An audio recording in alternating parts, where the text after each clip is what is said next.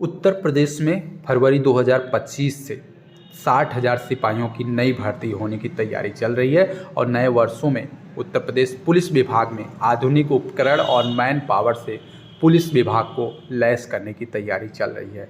दूसरी अपडेट की बात करें तो आपको बता दें, अग्निवीर की रिटायरमेंट की भी तैयारी चल रही है और 25% को अस्थायी नौकरी देने का भी फैसला चल रहा है। इसके अलावा अगर बात करें तो 18 साल के बाद पुरानी पेंशन का एक आदेश प्राप्त हुआ है। वहीं शिक्षकों को डिजिटल लिटरेसी और कोडिंग के प्रशिक्षण को लेकर एक नई सूचना निकल के आ रही है। साथ ही साथ निजी क्षेत्रों में मूल वेतन बढ़ाने की तैयारी भी देखने को मिल रही है। और अगर बात करें तो मोबाइल फ़ोन की, तो अब टावर नहीं सैटेलाइट के माध्यम से मोबाइल फ़ोन कनेक्ट करने की सूचना मिल रही है। तो ये तमाम खबरें हैं, आइए जानते हैं विस्तार से। प्रमुख खबरों की बात करें तो उत्तर प्रदेश पुलिस विभाग में नए वर्षों में आधुनिक उपकरण और मैन पावर से लैस करने की तैयारी यूपी पुलिस की होने जा रही है और 60,000 से ज़्यादा सिपाही भर्ती पुलिस 2025 तक मिलने की तैयारी भी हो रही है। आपको बता दें, नए साल में यूपी पुलिस और भी ताकतवर बनने जा रही है। पुलिस विभाग को नए साल में 60,000 से अधिक सिपाही भी मिलेंगे, साथ में 100 करोड़ से ज़्यादा खर्च करके फायर पावर को और भी घातक बनाने का फैसला ले लिया गया है। आपको बता दें, इसके साथ साथ नए कानून के तहत लक्ष्य और ज़्यादा प्रभावी बनने के लिए अत्यधिक उपकरण भी खरीदे जाएंगे और प्रशिक्षण केंद्रों की क्षमता को भी दुगना करने का फैसला ले लिया गया है। नए साल में पुलिस मैन पावर से मजबूत होने के साथ साथ नए अत्याधुनिक उपकरण से भी लैस होंगे। हम नए कानून के साथ पुलिस को अत्याधुनिक उपकरण और संसाधन भी उपलब्ध करा रहे हैं, जिससे कि अपराधियों की सजा दिलाने, उन पर शिकंजा कसने में किसी प्रकार की रुकावट ना आए। उत्तर प्रदेश के जो डीजीपी हैं प्रशांत कुमार ने इस संबंध में जानकारी भी दी है। वहीं आप सभी को बता दें, 100 करोड़ की फायर पावर भी दी जाएगी और साथ ही साथ अगर बात करें तो 60,000 से ज़्यादा सिपाही फरवरी 2025 तक यूपी पुलिस को मिलने भी जा रही है। इसके अलावा अगर बात करें, साक्ष्यों की मजबूती के लिए स्मार्टफोन, कैमरा और फ्रिज भी खरीदा जाएगा और टीचर ड्रोन से अति संवेदनशील केंद्रों की निगरानी भी करने का फैसला ले लिया गया। तो आने में 2025 में पुलिस विभाग को और भी मजबूत बनाने के लिए फैसला योगी सरकार ने ले लिया है और कहीं न कहीं पुलिस बोर्ड की तरफ से ये इस प्रकार का निर्णय लिया गया कि आने वाले फरवरी महीने में 60,000 सिपाहियोयों की नियुक्ति पूरी तरह से पूरी कर ली जाएगी। इसके अलावा दूसरी बड़ी अपडेट पर बात करें तो अग्निवीर को पहले रिटायरमेंट करते हुए फिर 25% को अस्थायी नौकरी देने का फैसला ले लिया गया है। तीनों सेनाओं में अग्निवीर को पहले बैच की जो विदाई है 2026 में शुरू हो जाएगी। इसलिए रक्षा मंत्रालय ने इसके लिए नियम और कायदे तय करने की प्रक्रिया भी शुरू कर दी है। 4 साल का सेवाकाल पूरा करने के बाद सभी अग्निवीर पहले रिटायरमेंट हो गए, फिर 25% को अस्थायी नौकरी देने का मौका भी दिया जाएगा। सूत्रों से अपडेट है कि 4 साल का सेवा काल पूरा होने के बाद सभी अग्निवीर को सेवा से मुक्त कर दिया जाएगा। इसके बाद रिक्तियों के आधार पर कुछ अग्निवीर को अस्थायी करने की प्रक्रिया शुरू की जाएगी। अग्निवीर को 4 साल के प्रदर्शन के आधार पर उनकी योग्यता भी तय की गई है। इस समय बात करें, थल, जल और नभ में लगभग 55,000 अग्निवीर भर्ती हो चुकी है। 50,000 भर्ती प्रक्रिया चल रही है। 2026 तक 1,75,000 अग्निवीरों की भर्ती तीनों सेनाओं में हो जाएगी। थल सेना में सबसे ज़्यादा 45,000 अग्निवीर रहेंगे, जिसमें 200 महिला भी और सैन्य पुलिस में भी है। वायुसेना और नौसेना में लगभग 10,000 अग्निवीर या तो भर्ती हो चुके हैं या तो प्रक्रिया में चल रहे हैं। तो कहीं ना कहीं आपको बता दें, अग्निवीरों को कार्यमुक्त करने की जो तैयारी है वो 2026 से शुरू हो जाएगी। उसके बाद अस्थायी मौका भी दिया जाएगा। इसके अलावा अगर बात करें, पुरानी पेंशन को लेकर एक महत्वपूर्ण सूचना आ चुकी है कि 18 साल के बाद पुरानी पेंशन का एक आदेश देखने को मिल रहा है।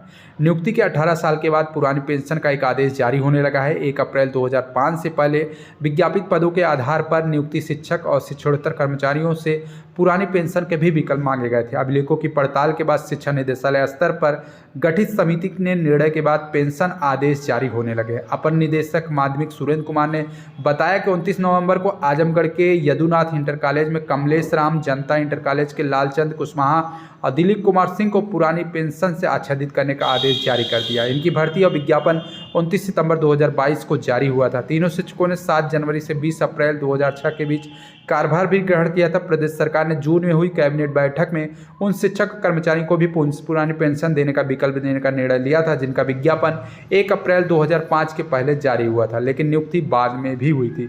विकल्प लेने के लिए 28 जून 2024 के लिए शासनादेश जारी हो चुका है और सरकार ने मार्च 5 के पहले चयनितों के लिए आवेदन मांगे थे।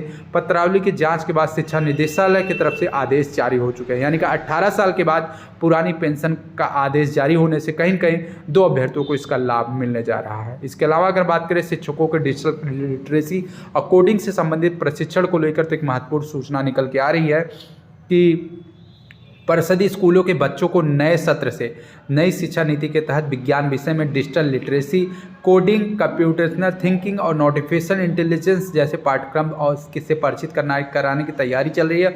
उन्हें कंप्यूटर के बेसिक ज्ञान के साथ साथ एडवांस जानकारी भी दी जाएगी। विभिन्न गतिविधियों के माध्यम से कंप्यूटर के प्रति कक्षा 6 से लेकर कक्षा 8 तक के विद्यार्थियों का रुझान जो है वो बढ़ने लगा है। Artificial intelligence, computational thinking, digital literacy और कोडिंग जैसे चीज़ें भी शिक्षण में शामिल होने जा रही हैं। आपको बता दें कि डिजिटल माध्यम से सुरक्षित तरीकों से इंटरनेट का उपयोग बदलते परिदृश्यों में चल रहे परिवर्तनों से परिचित कराया जाएगा। इससे पहले भी 801 शिक्षकों को प्रशिक्षित किया जाएगा। इसकी शुरुआत मंगलवार से होने जा रही है और यह प्रशिक्षण 5 दिनों तक जारी रहेगा।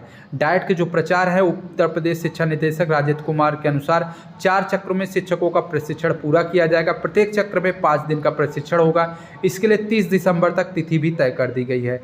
आपको बता दें प्रत्येक विद्यालय से एक महिला एक पुरुष शिक्षक का प्रशिक्षण कराया जाएगा। इसमें विभिन्न online platform, internet media, digital उपकरण के उपयोग के बारे में भी बताने के साथ साथ जागरूकता के लिए टिप्स भी दिए जाएंगे, जिनका प्रयोग करते हुए सुरक्षित रखने के लिए दूसरों को भी सुरक्षित रखने में सहयोग दिया जाएगा।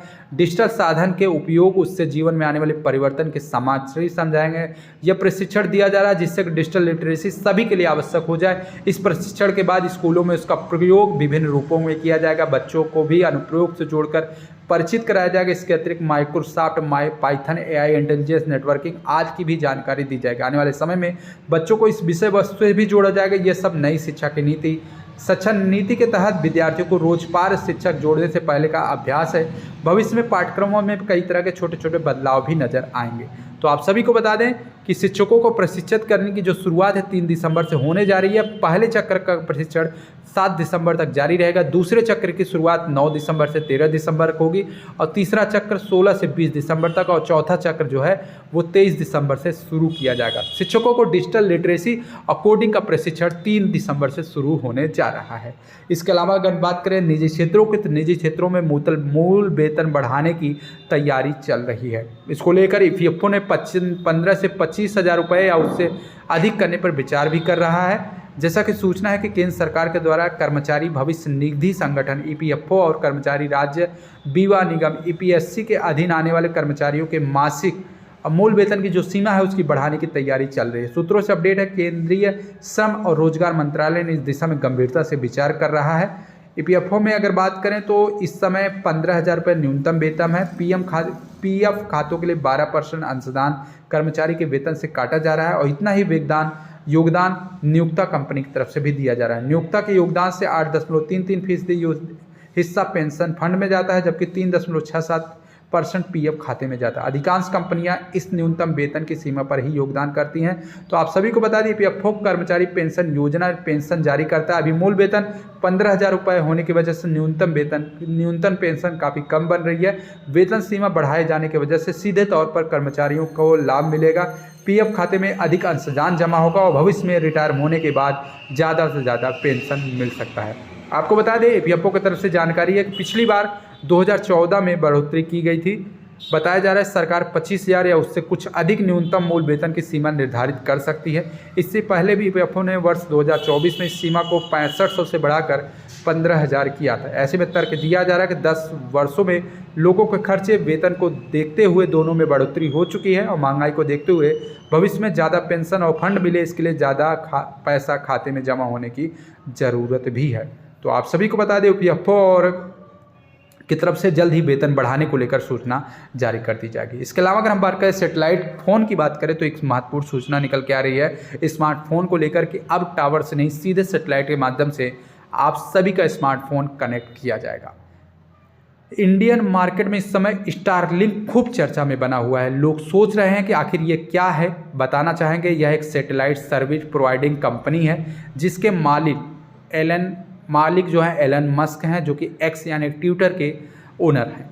आपको बता दें हालांकि अभी काफ़ी ऐसे सारे लोग हैं जिन्हें सेटेलाइट इंटरनेट सर्विस के बारे में बहुत ही कम जानकारी है। हम आपको इस वीडियो के माध्यम से पूरी जानकारी पर चर्चा करेंगे। आपको बता दें स्टारलिंक क्या है, कैसे काम करता है। स्टारलिंक अर्थ ऑर्बिट में हजारों छोटे सेटेलाइट के ग्रुप के जरिए इंटरनेट सर्विस प्रोवाइड करता है। ट्रेडिशनल ब्रॉडबैंड सेवाओं के विपरीत स्टारलिंक कुछ बड़े सेटेलाइट पर भी डिपेंड नहीं रहता। इसके बजाय यह सेटेलाइट के बीच कम्युनिकेशन के लिए लेजर का भी इस्तेमाल करता है, जिसमें ग्राउंड स्टेशन पर डिफिशेंसी कम हो जाती है और लेटरेसी और हाई स्पीड सुनिश्चित हो जाती है।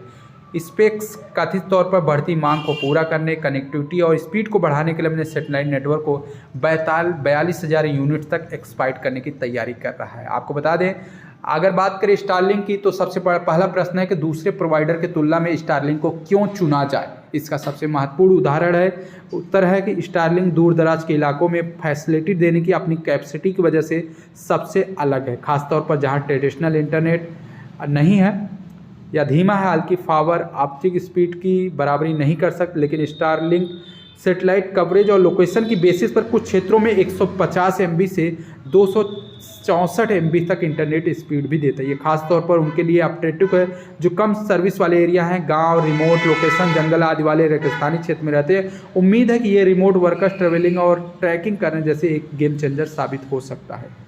स्टारलिंक सर्विस की शुरुआत कैसे करें? गाइडेंस के लिए स्टारलिंक ऐप का यूज करें या सर्विस इंस्टॉल करने के लिए किसी प्रोफेशनल को हायर करें, लेकिन उसमें सबसे पहले आपको ये चेक करना होगा ये सर्विस आपके एरिया में है या नहीं है।